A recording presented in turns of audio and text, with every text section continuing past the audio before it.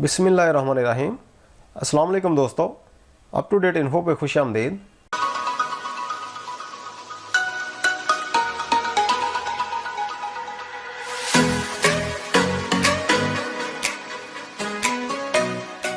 Ninth English translation का question जो board के पेपर में आने वाला तीसरा क्वेश्चन है, उसकी तैयारी का सिलसिला जारी है। तो इससे पहले हम 10 यूनिट्स की ट्रांसलेशन कर चुके हैं, तो आज हम इंशाल्लाह यूनिट नंबर 11 स्टार्ट करेंगे। तो शुरू करने से पहले जिन दोस्तों ने अभी तक चैनल को सब्सक्राइब नहीं किया वो सब्सक्राइब कर लें, साथ ही बेल आइकन को भी प्रेस कर दें ताकि आने वाले हर लेसन की लेटेस्ट और अप टू डेट वीडियो आपको बार वक्त मिल सके। चलते हैं टेक्स्ट बुक पे। जी तो जिस तलबा ये है unit number 11, noise in the environment, के माहौल में शोर।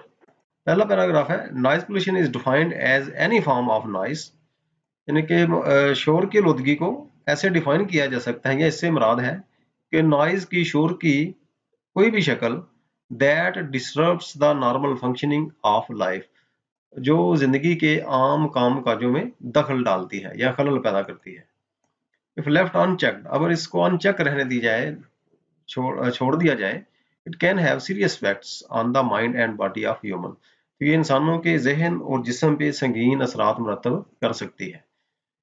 पैराग्राफ नंबर 2 है, noise pollution is one of the biggest sources of discomfort, stress and nuisance in Pakistan. तो जो शोर की जो आलूदगी है वो पाकिस्तान में तकलीफ के जराए, दबाव और परेशानी के जो बड़े जराए हैं उनमें से एक है। In urban areas and big cities, यानी कि शहरी इलाकों में और बड़े शहरों में noise pollution has reach to a dangerous level, जो शोर की आलूदगी है वो खतरनाक लेवल तक पहुंच चुकी है। फॉर इंस्टेंस, मिसाल के तौर पे, a survey by the Punjab environment protection agency claims के पंजाब माहौलियाती बचाव की एजेंसी है जो वो दावा करती है, उन्होंने एक सर्वे किया था और उनका दावा है that level of noise in Lahore has reached 91 decibels, कि लाहौर में शोर का जो लेवल है वो 91 डेसिबल तक पहुंच चुका है। Whereas a maximum of 75 decibel is acceptable, जबकि 75 डेसिबल काबिल कबूल है, ज्यादा से ज्यादा। This means, इसका मतलब है that the mental and physical health of so many people is already at risk। इसका मतलब ये है कि बहुत से इंसानों की जिस्मानी और दिमागी जो सेहत है वो पहले ही रिस्क पे है, खतरे पे है। पैराग्राफ नंबर 3 है, the major causes of noise pollution in Pakistan are traffic on roads. तो पाकिस्तान में शोर की आलूदगी की जो मेन वजूहात हैं उनमें से एक ट्रैफिक ऑन रोड्स, इनके सड़कों के ऊपर ट्रैफिक है, कंस्ट्रक्शन साइट्स, तमीराती जगहें हैं, careless use of electronic appliances, और इलेक्ट्रॉनिक आलात का बेएहतियाती के साथ इस्तेमाल है, एंड लाउड स्पीच पैटर्न, और इसके साथ साथ जो बुलंद आवाज से तकरीर की जाती है या बोला जाता है वो है। Noise coming from different modes of transport, तो जराए आमदोरफ्त के मुख्तलिफ जो जराए से आने वाला शोर, जैसा कि vehicles, airplanes, trains, ships, proves to be highly stressful for human communities. जैसे कि गाड़ियां हैं, जहाज हैं, ट्रेन्स हैं, बहरी जहाज हैं, ये इंसानों की कम्युनिटी के लिए, इंसानों के माशरे के लिए स्ट्रेसफुल साबित हुई है। स्ट्रेसफुल होती है कि दबाव देने वाली। विद द पॉपुलेशन ग्रोथ, आबादी के इजाफे के साथ, and development in urban areas, और शहरी इलाकों में तरक्की के साथ, द व्हीकलर ट्रैफिक, गाड़ियों की आमदोरफ्त, हैज आल्सो मल्टीप्लाइड, वो भी बढ़ चुकी है। This has given rise to noise pollution, इससे सोती आलूदगी में यानी कि शोर की आलूदगी में इजाफा हुआ है। Largely in the form of unwarranted Hawking, बहुत बड़ी सतह पे गैर जरूरी हार्निंग बाय ड्राइवर्स, जो कि ड्राइवर देते हैं गाड़ी चलाते हुए।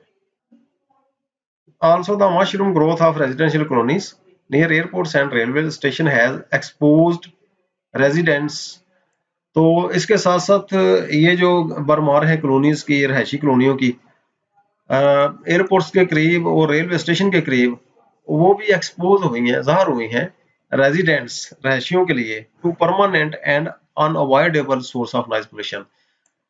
परमानेंट यानी कि मुस्तकिल और नागजेर शोर का जरिए के तौर पे। पैराग्राफ नंबर 4 है another source of noise pollution in urban areas is the work on construction sites. तो शोर की आलूदगी का एक और जो जरिया है शहरी इलाकों में वो क्या है, वर्क ऑन कंस्ट्रक्शन साइट्स यानी कि तमीराती जगहों पे काम।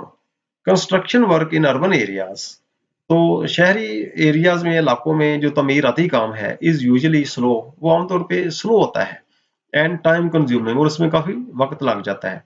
The use of transport and equipment, तो इस्तेमाल जो है ट्रांसपोर्ट का, ज़राए आमदोरफ्त का और सामान का एट कंस्ट्रक्शन साइट्स तमीराती जगहों पे, इट्स ग्रिलिंग एंड पायर्सिंग साउंड, और इसको तेज और छीदने वाली जो डिस्टर्ब करती है वो आवाज is a big source of noise pollution, वो भी शोर की आलूदगी का एक बहुत बड़ा जरिया है।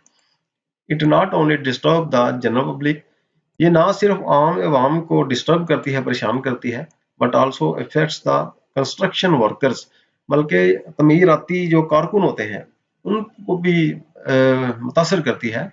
बाई काजिंग मेंटल फटीग, जहनी थकावट का बायस बन के।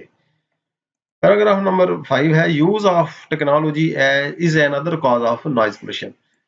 तो टेक्नोलॉजी का जो इस्तेमाल है वो शोर की आलूदगी का एक और जरिया है। फॉर एग्जाम्पल, मिसाल के तौर पे unmonitored use of mobile phones, mobile phone का गैर निगरानी शुदा इस्तेमाल, इलेक्ट्रिसिटी जनरेटर, बिजली के जो जनरेटर हैं, म्यूजिक सिस्टम एंड टीवी और साउंड सिस्टम जो म्यूजिक है, all become irritants from time to time, वो भी वक्तन फक्तन परेशान कुन बन जाते हैं या परेशान करते हैं। People usually do not switch of their mobiles, आमतौर पे लोग अपने मोबाइल्स को स्विच ऑफ नहीं करते, बंद नहीं करते, और put them on silent modes, या साइलेंट मोड पे नहीं रखते। व्हेन दे एंटर ऑफिस, जब वो ऑफिस में दाखिल होते हैं, हॉस्पिटल्स में दाखिल होते हैं, स्कूल्स में दाखिल होते हैं, एंड कॉलेजेस या कॉलेजेस में दाखिल होते हैं।